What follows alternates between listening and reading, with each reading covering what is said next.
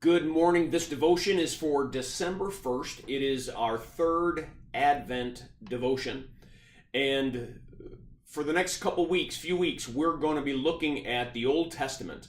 And we're going to be looking at verses that prophesy about Jesus. And so in Genesis 49, Moses is speaking of the future, and he says, "The scepter will not depart from Judah, nor the ruler's staff from between his feet, until he comes to whom it belongs, and the obedience of the nations is his." So in one sense, this prophecy is talking about David, and that David would come from the tribe of Judah. But it also shoots way beyond that, and it talks about Jesus. That the scepter would always be his, that he would be a king that would reign over all the nations.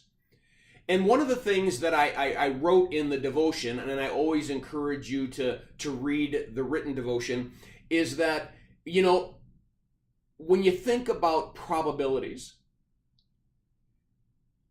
what's the probability that someone could fulfill prophecies about them?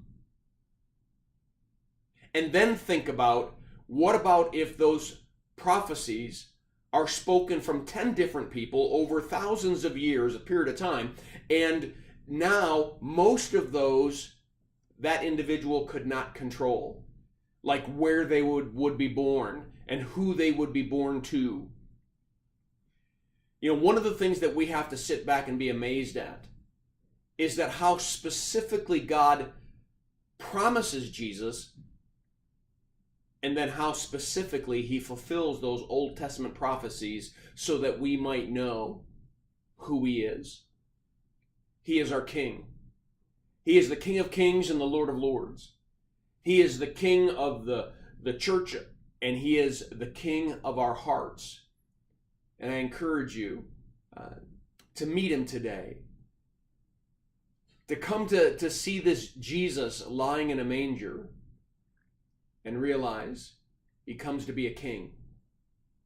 When he was on trial just before his crucifixion, Pilate said to him, "Are you a king?"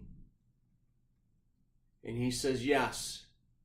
And this is the reason I came into the world. This is the reason I was born, that I might testify to the truth. Everyone on the side of truth listens to me." Well, I pray that as we search God's truths and as we firmly root ourselves in God's eternal truths, we'll come to see a revealed King in Jesus. I pray that this devotion is a blessing to you. Have a firmly rooted day.